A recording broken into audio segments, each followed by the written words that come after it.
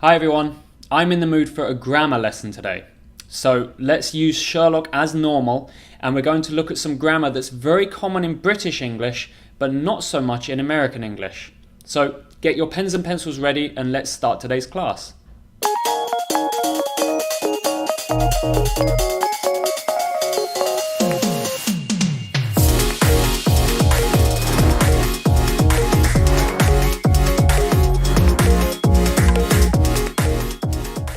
Okay, I have a challenge for you today.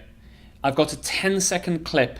I want you to listen to it and try to listen and find the present perfect. Now, what is the present perfect? That's I have PP, verbed. Okay, so I have verbed, we have verbed, she has verbed. So listen, there should be 3 sentences in the present perfect. So I want you to listen, try to catch them, and then I will come back and explain. Hello? Hi, I live in the flat just below you. I don't think we've met. No, well, I've just moved in. Actually, I've just locked my keys in my flat. You want me to buzz you in? How was that? A little difficult? I think they speak quite quickly. So I will now tell you the 3 sentences and we'll look at them with the clips as well. So, number 1, I don't think we've met. I don't think we've met. Number 2, I've just moved in. No, well, I've just moved in. And number 3, I've just locked my keys in my flat. I've just locked my keys in my flat. Okay, so those are the 3 sentences we'll look at today. And from now on, I'm going to look deeply at each sentence and show you why this is such an important grammar form, particularly in the British English. So let's get started with that. The first sentence, as I mentioned, is I don't think we've met. Now, what I want you to think about today is why do we use present perfect in all 3 sentences? What's the common point?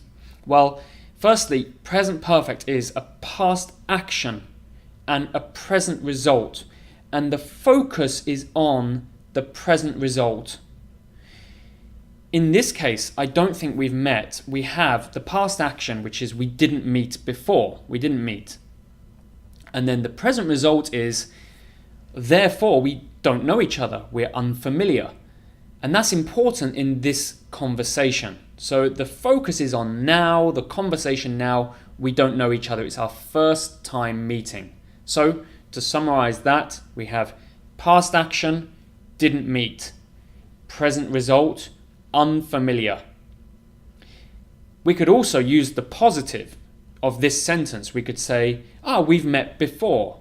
And this would have, obviously, the opposite meaning. We met before, and therefore the result is we know each other. So that's the first sentence.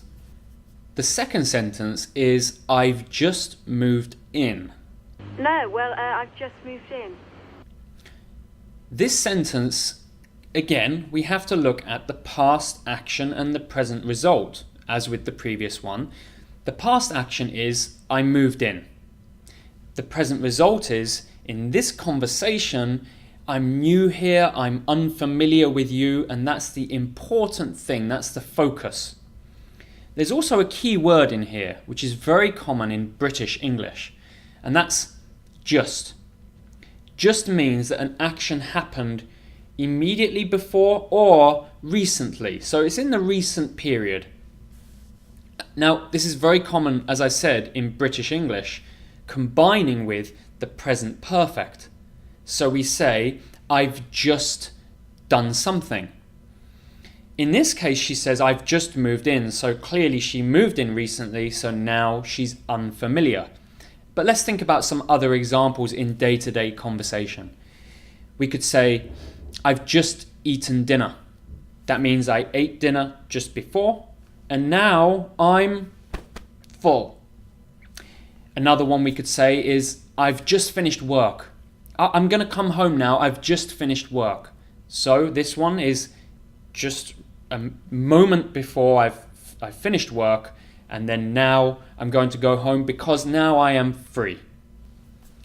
Okay, so that's the second one. Let's focus on just, because we're going to use that in the third sentence as well. The third sentence is, I've just locked my keys in my flat. I just locked my keys in my flat. Again, as I said, we're using just. Just means a little before. And in this case, I locked my keys in my flat a moment before. And now I'm stuck outside. I can't get in. And that's the focus. The focus is on our present condition, because now I'm stuck outside my apartment. We can think of a few different examples in this case as well. So number one, I've just lost my wallet. I lost my wallet in the past, perhaps just before. Now I don't have it. And that's the important thing, because I don't have my wallet. It has my ID and my money, and it's a very bad situation now. Another example could be, I've injured my arm. I've injured my arm. Now, I injured my arm in the past, but now it's painful and perhaps I can't use my arm, and that's the important thing. Right now, I have a painful arm. So again, we're using the present perfect to focus on the present. It's related to that past action. Of course, there's the connection, but the focus is right now and my condition now. Okay, that's the end of the grammar class today.